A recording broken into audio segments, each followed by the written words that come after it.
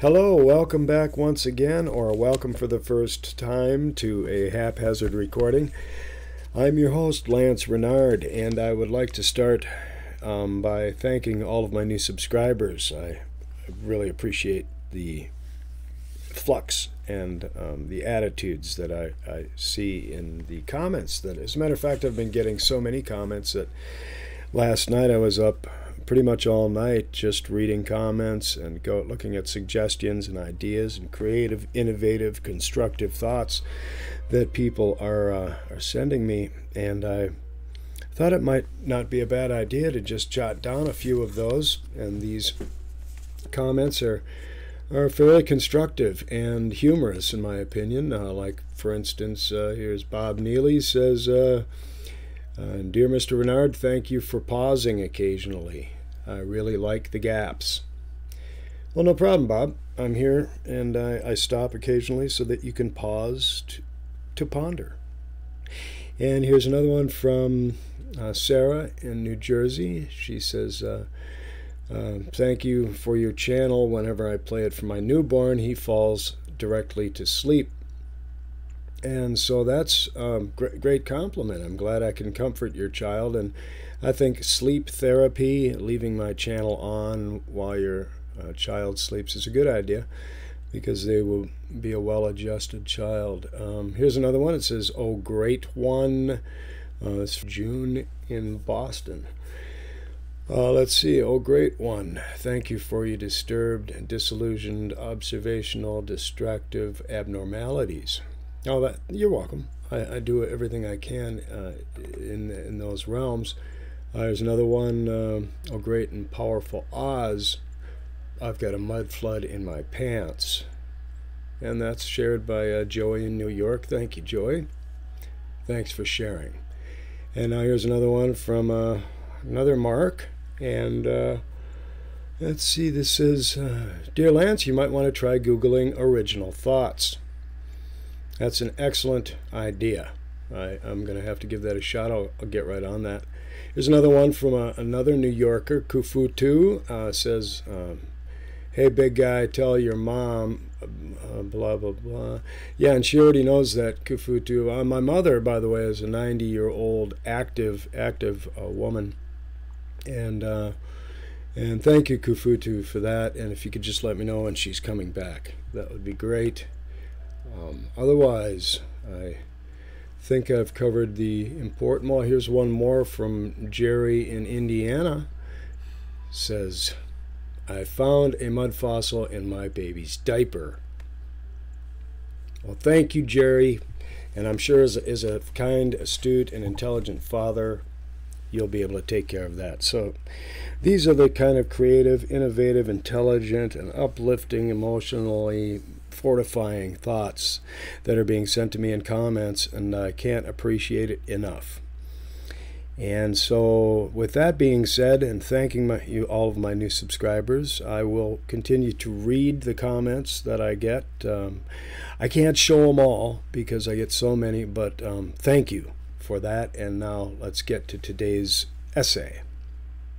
And I thought it might be a good idea to start where I left off in a previous episode with maps.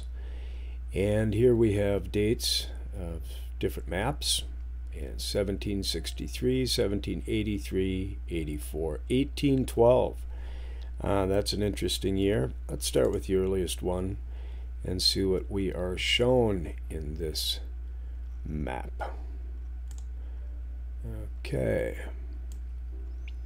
And now just doing a quick preview. And I'm going to back off, take a look at the overall area.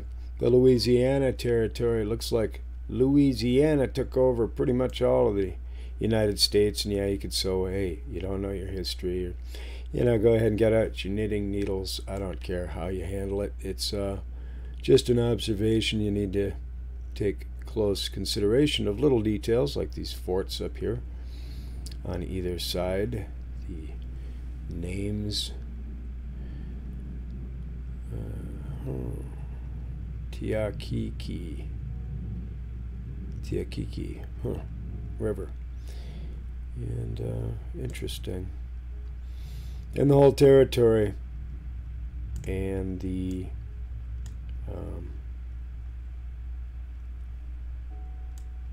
Mississippi River, where it ends up, Biloxi.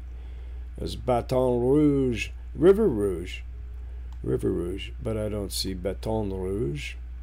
Natchitoches, Natchitoches, if you live around there. It looks like Natchitoches, but it's Natchitoches. And no, because I lived down in Dubai for quite a while and talked to the Cajun a many day. And they know what they're doing down there, I tell you what. In fact, so yeah, looking at some of the details in these old maps is semi-occasionally fascinating. 1763.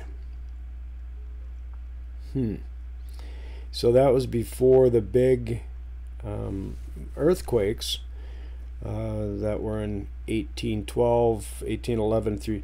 Notice how the mountains run up across this way on this map. And back in 1763, this whole range here. I'm going to go ahead and check Google Earth on that. Let's go ahead and knock that out real quick here, because we are talking about the mountain range. A little response off this thing might help.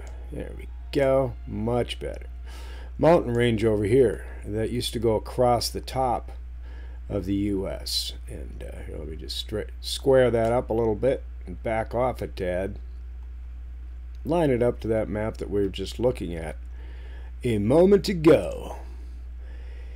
And have a look at this mountain range that runs dense up here and all the way across here. I'm just trying to figure out this. Yeah, some mountains over here. Maybe those are the South Dakota, the buttes of South Dakota.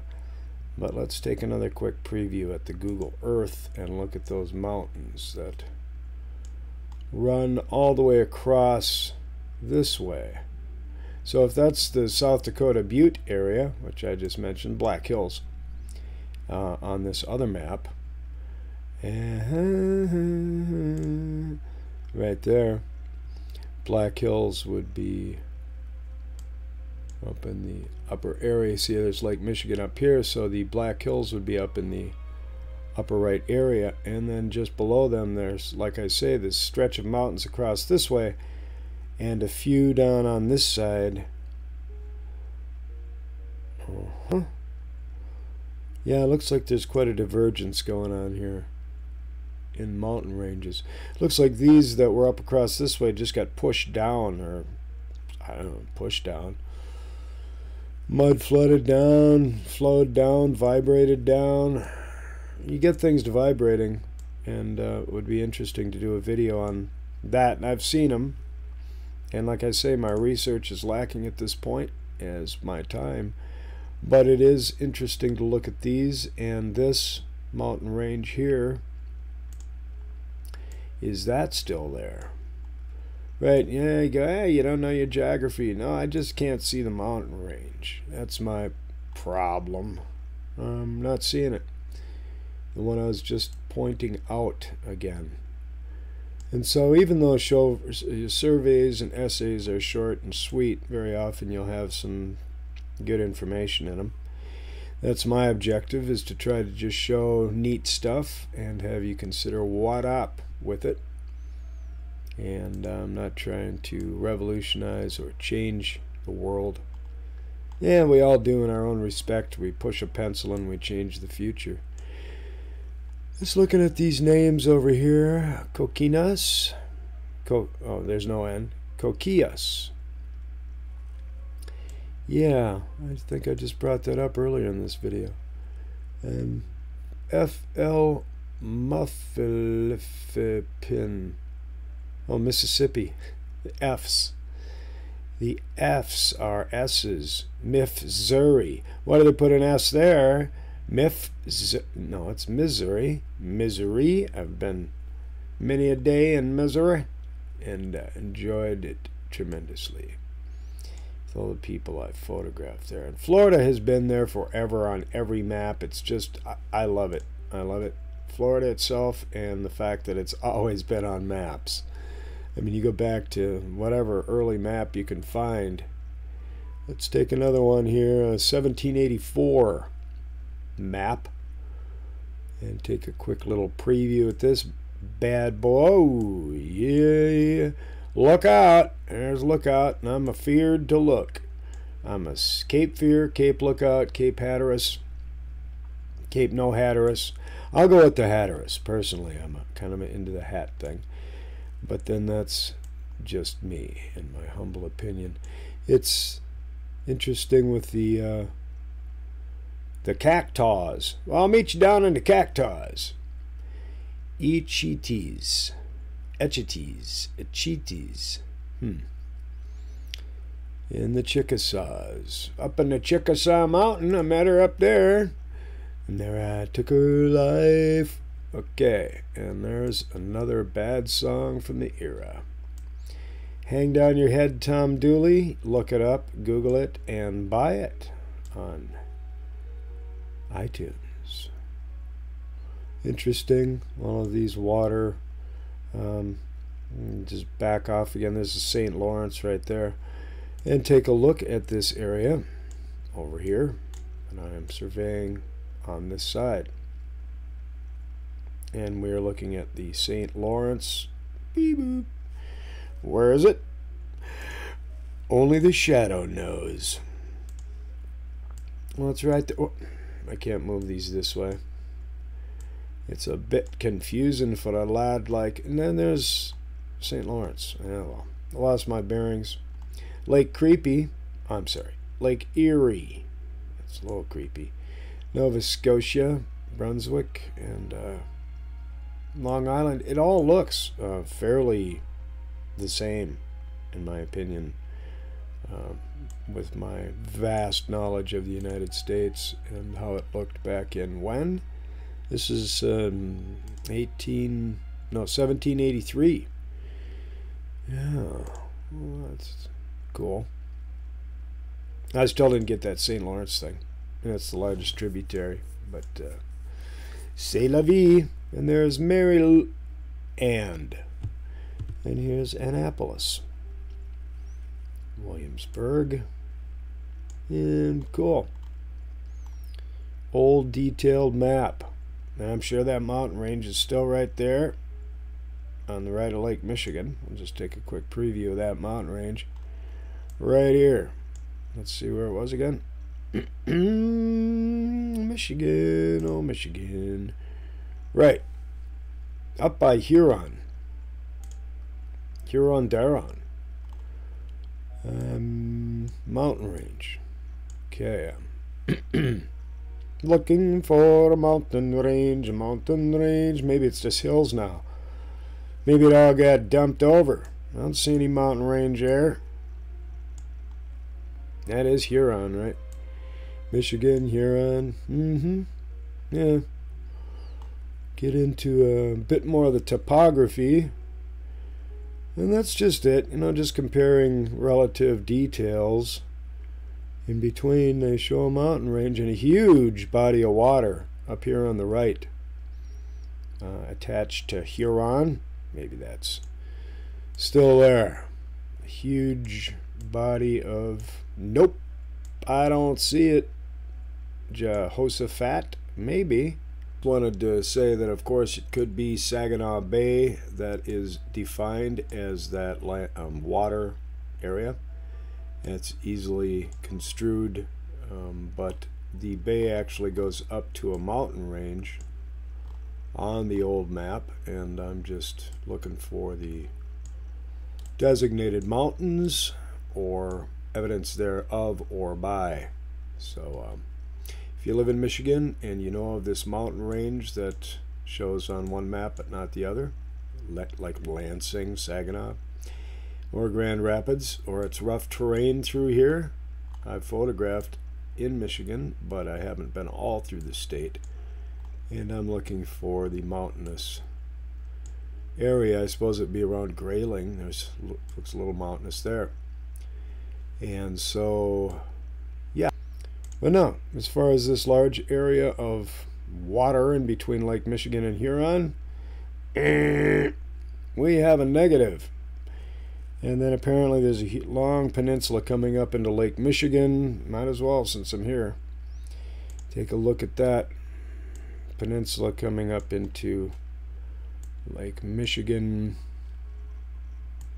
And yeah, I've photographed all over these territories, but I didn't memorize the landscape and topography of the area. And so now I'm looking for this, and yes, that's still there. Just looking at it a second ago. Right here, aka Green Bay. Let's see the size relations to Green Bay, one of Minnesota's favorite teams. Size relation. Meh. Seems alright to me. And then we got Lake Superior with a couple of islands in there and a few more over to the right. Quick whip up Lake Superior and a couple islands over there and a few more over to... Oops. No, that's changed. Let's take another look here. I want to check this one more time. Check it up one more. Sorry, I shouldn't be singing. I despise it when other people sing on their channels. It makes me want to puke. I'm just kidding. I love it. I love it. I'm just joking. Sing away. I won't. Okay, you're welcome. So now let's take another, just kind of memorizing these islands and their locations in relation to the overall size of the lake, like the cartographer wouldn't have known that the distances are askew, and there are relatively quite a few islands that are not here at all, according from relation to this. Okay, I see going around this curve 1, 2 at the top, and then 3 on the left, and then go back to the image, and we got 1, 2, 3, 4, 5, 6, 7, 8, 9, 10. Okay, more than 3. Okay, so I don't know. I like the disputes that I get when I just bring up something this obvious. I think they're quite humorous. And then how do you get, I mean, this painted look on the bottom? I would love to go down and look at everything at the bottom of Lake Superior. And if you could do it with this thing, you know, that would be just hunky-dory to be able to look at the bottom, you know, and find the Edmund Fitzgerald, the big man they said never give up, heard that, or Big Lake, by the shores of Gitche Gumee, by the shining deep-sea water, sat the wrinkled old Nokomis, nursing little Hiawatha. Yeah, it's Henry Wadsworth. I don't know anything, but I do know that that looks like paint. And I do know that if you can look down into the bottom of the... You could find the Edmund Fitzgerald. Well, they're probably already dead. But you could find pyramids and gold and riches and old clubs. And we could bring them back. Bring back the old clubs! So that's fun. And that's part of the enjoyment and stimulation that you get here. My next production. I am going to spend more time working on these details than editing thank yous for my subscribers, although I really enjoy putting some fun together to see in the beginning. I'm looking right now the curiosity of waves over here, and then this contoured bottom, or the contours you see on the bottom, and the seemingly fabricated wave textures that are going on over here. And so Muskegon is located right in the center there. I had no clue. I'm going to have to go run out and visit Muskegon with my scuba gear. I'm just getting a little tighter. Maybe it's just under the water here. Let's just take a quick look at Muskegon. Or the Edmund Fitzgerald. I think that's the wrong lake. But we will be having all sorts of fun times and finding out neat and interesting things. I'll get into more advanced research. I don't like to give 1 or 2 hour commentaries. Aside from not having the time, I prefer to not put people dead asleep. But opening files and going through the images in the file will be more of my forte. And in this particular issue, I wanted to go through actual files that I have downloaded and these maps and all the different old maps that I've got to look at. And we have looked at a couple of these slightly in the past, but at any rate. And so as I try to bring up these these images, and I've noticed a lot of YouTubers talk about the glitches that they have. I also do. Well, we're going to be going through more of this interesting map survey versus Google Earth information in the very near future. As a matter of fact, my next episodes are going to be on that and covering, I'll try not to get so conspiracy oriented in my work. There are some curiosities that I would like to bring up. Barnabas Nagy has been doing some really interesting work on how everything is fake. We're living in a fake universe. You might want to check his stuff out. And I find great interest in interest itself. I don't feel like I'm being talked into anything by just looking at something.